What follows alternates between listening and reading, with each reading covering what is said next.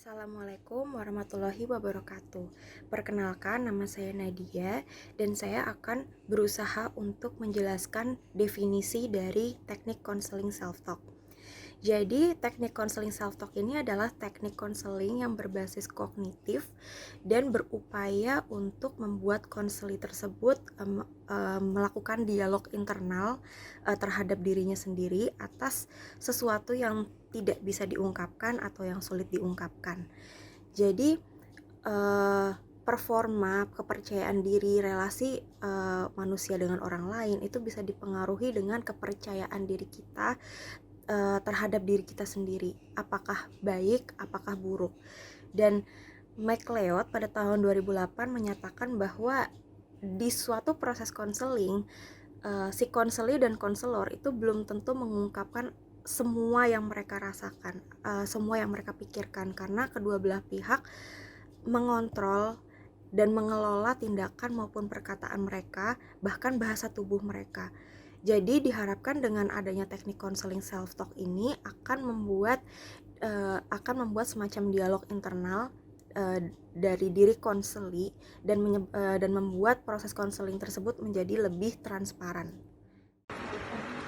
Oke, pada kali ini masalah-masalah yang biasa terjadi dengan self-talk antara lain itu self-talk yang berfokus pada masa lalu atau yang biasa masa depan, karena yang dapat dikontrol adalah apa yang terjadi sekarang. Jadi itu self-talk yang berfokus pada kesalahan-kesalahan atau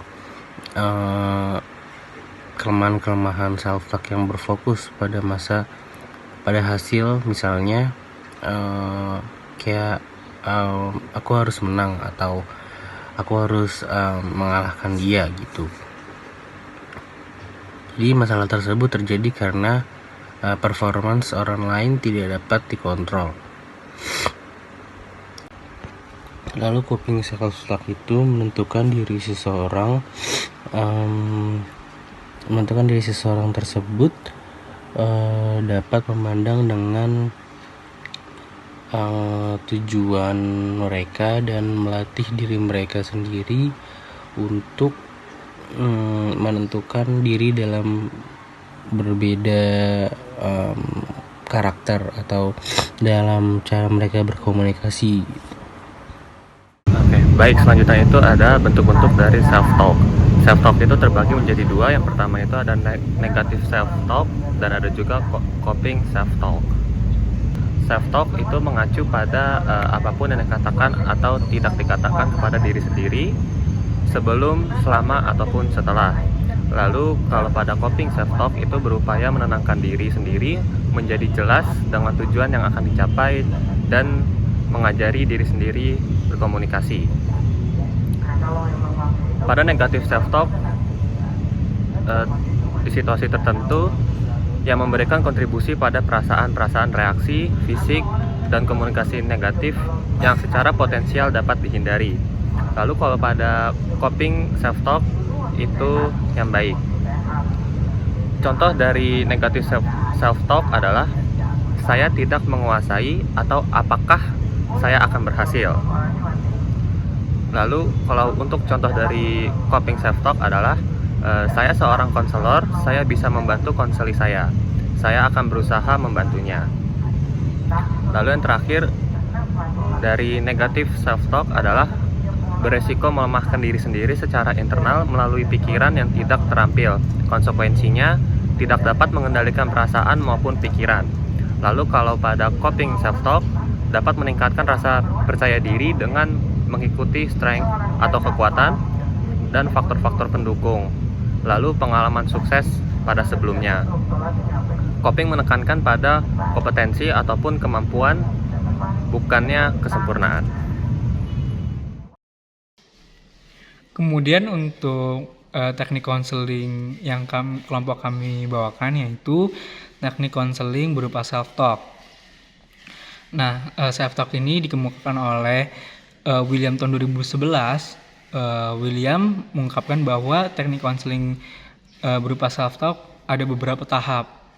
Tahap pertama yaitu tahap mendengarkan self-talk Nah, untuk tahap ini konselor mengarahkan konseli untuk mengungkapkan self-talk negatif yang biasa muncul pada situasi-situasi tertentu yang dialami oleh konseli. Nah, dengan cara konseli menceritakan masalahnya terkait kepercayaan diri yang dialaminya dan dia hadapi, sehingga konselor dan anggota kelompok lain dapat memberikan pendapat dan motivasi kepada anggota kelompok lain. Kemudian tahap kedua yaitu tahap menulis self-talk negatif. Pada tahap ini, konselor mengarahkan konseli untuk menuliskan setiap self-talk negatif yang dialami konseli. Konseli dapat menuliskan dalam jurnal self-talk yang telah disediakan oleh konselor. Setelah itu, konseli membacakan self-talk negatif yang telah dituliskan sehingga anggota kelompok lain yang lain itu dapat memberikan masukan atau saran tentang pernyataan positif yang tepat untuk setiap pernyataan negatif yang telah dibacakan oleh konseli tersebut. Kemudian dengan ini konseli mengetahui bahwa self-talk negatif terjadi jika isi pikiran kita itu dipenuhi dan dikendalikan oleh domain negatif.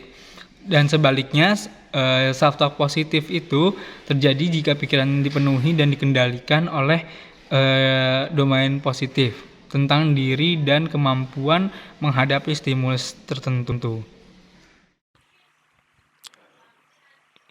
Tahap ketiga yaitu tahap mengubah self-talk negatif menjadi self-talk positif. Pada tahap ini, konselor membantu konseli untuk yakin bahwa pemikiran dan perasaan negatif tersebut dapat ditantang dan diubah.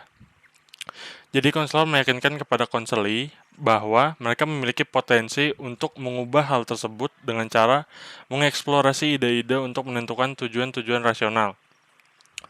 Pada tahap keempat, yaitu tahap menetapkan self-talk positif itu, jadi pada tahap ini, konseli mampu menetapkan self-talk positifnya dan akan melakukan self-talk positif setiap hari. Konselor mengarahkan kepada konseli untuk terus-menerus mengembangkan pikiran rasionalnya terhadap dirinya dan dalam kehidupannya agar lebih baik. Nah, pada tahap terakhir yaitu tahap kelima, jadi konselor melihat kembali apa yang telah dilakukan dan dicapai oleh kelompok serta merencanakan kegiatan selanjutnya. Pada tahap pengakhiran, anggota kelompok saling memotivasi dan mampu menerapkan teknik self-talk ketika menghadapi situasi-situasi tertentu dalam kehidupannya, mengenai kepercayaan diri. Kemudian pada akhirnya konselor menyimpulkan bahwa tujuan dari proses kegiatan yang dilakukan adalah agar kita dapat menerapkan teknik self-talk dan tetap mempertahankan self-talk positif yang telah kita lakukan agar menjadi suatu kebiasaan yang akan kita lakukan ketika menemui situasi-situasi tertentu dalam kehidupan sehari-hari.